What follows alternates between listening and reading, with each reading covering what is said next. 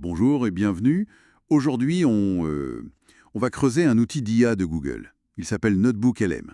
Hmm, D'après une vidéo qu'on a consultée, c'est un outil assez bluffant, mais peut-être pas si connu que ça. c'est ça. Pas le plus médiatisé en tout cas. Voilà. Donc l'idée, c'est simple, hein. On essaie de comprendre ce qu'il fait, comment ça marche, et Mhm. surtout, pourquoi ça pourrait être utile pour, disons, assimiler des sujets plus vite. Oui, La vidéo parle d'une IA qui lit tes docs, tes vidéos, tes notes, et qui te fait une conversation audio pour t'expliquer tout ça. Dingue, non? carrément. Et la vidéo insiste bien sur la combinaison entre le modèle Gemini 1.5 Pro Ah oui?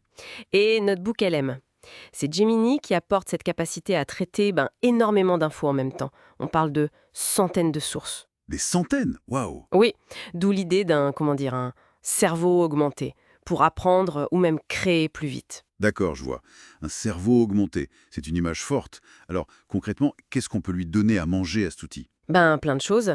La vidéo cite les PDF, bien sûr, mais aussi les liens YouTube. Ah, même les vidéos? Oui, les pages web, des fichiers audio aussi, les Google Docs ou juste du texte que tu copies-colles. Pas mal. Et apparemment, ça peut monter jusqu'à 300 sources différentes. Donc pour croiser les infos, c'est puissant. 300 sources. C'est considérable. C'est ça. Mais le truc vraiment nouveau, celui que la vidéo met en avant comme étant assez fou, Oui? c'est la génération d'un aperçu audio. Ok. C'est là que ça devient intriguant, je trouve. L'idée qu'une IA, enfin deux IA, discutent entre elles pour te résumer tes documents. Exactement. Deux voix synthétiques qui dialoguent sur le contenu que tu as fourni. Ça change complètement la façon d'interagir avec l'info, quoi. On n'est plus juste en train de lire. Non, t'écoutes une synthèse, une discussion, et c'est personnalisable. Comment ça? Tu peux guider l'IA avec un prompt, une instruction. La vidéo donnait des exemples. Ah oui, Par exemple, demander de se concentrer sur la course à l'IA Chine-USA si tu lui donnes des textes sur Qwen 3. d'accord. Ou alors extraire les techniques de Christopher Nolan à partir d'articles sur ses films, tu vois. Je vois. Très spécifique. Et ça marche en français? Oui, ça c'est un point clé aussi. C'est dispo en français et dans une cinquantaine d'autres langues. Donc beaucoup plus accessible maintenant. Ah, ça c'est bien. Ça ouvre des possibilités. Carrément. On imagine bien comment ça peut rendre l'apprentissage plus vivant, moins statique. C'est vrai, l'audio, ça peut aider à mieux mémoriser, à s'engager différemment, mais il n'y a pas que ça, si. L'outil fait d'autres choses. Non, non, bien sûr. Au cœur de l'outil, il y a aussi une fonction de chat, très importante. Un chat, comme avec ChatGPT. Un peu, mais la grosse différence, c'est qu'ici, tu ne peux poser des questions que sur le contenu de tes documents, ce que tu as chargé. Ah d'accord, il n'invente rien, il reste dans mes sources. Exactement, c'est crucial. Il ne va pas chercher sur le web à côté. Il se base uniquement sur ton corpus. Et, point très important, il cite ses sources. C'est-à-dire? Quand il répond, il te dit précisément où il a trouvé l'info dans tes documents. Ça permet de vérifier hyper facilement. Ok, ça c'est super utile pour la fiabilité. Voilà. Et la vidéo mentionne aussi autre chose, la génération de cartes mentales. Des mind maps? Oui, ces schémas qui aident à voir la structure des idées, les liens entre les concepts dans tes documents.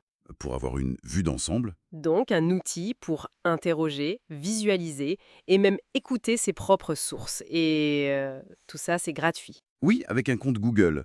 Et l'ajout des sources a l'air assez simple, d'après ce qu'on voit. Les exemples d'utilisation étaient intéressants d'ailleurs. Suivre l'actu IA, comme avec ce modèle Quan 3, Mhm. ou analyser un film comme Inception. Mais on imagine bien pour, je sais pas, des chercheurs qui compilent des articles. Oui, ou des équipes en entreprise qui doivent se former vite sur une doc technique. Ça répond vraiment à ce besoin d'aller vite, mais aussi d'aller en profondeur, non? Absolument. Le point fondamental pour moi, c'est que ça démocratise des outils d'analyse qui étaient avant assez complexes ou chers. Hmm, On passe d'une lecture passive ou d'un visionnage passif à une vraie exploration active, interactive, et avec ses propres documents. c'est ça. Le contrôle reste sur le contenu de base. Et le gain de temps pour synthétiser de gros volumes d'infos, il peut être énorme.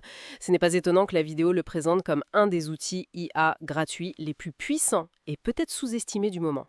Donc, si on résume, Notebook LM, c'est une manière de créer des expériences d'apprentissage ou d'analyse vraiment sur mesure, C'est ça. à partir de nos propres documents, avec des fonctions assez uniques comme la synthèse audio en mode discussion et ce chat qui reste fidèle aux sources. Voilà. Et ça change un peu la donne, je trouve.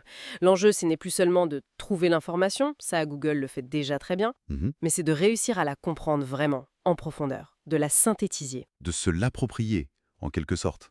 Exactement. Et ça ouvre une question assez fascinante, je trouve, pour finir. Oui, Quelles nouvelles idées, quelles connexions on pourrait faire émerger si chacun pouvait vraiment discuter avec des masses de connaissances qu'il a lui-même choisies? Qu'est-ce que ça débloquerait?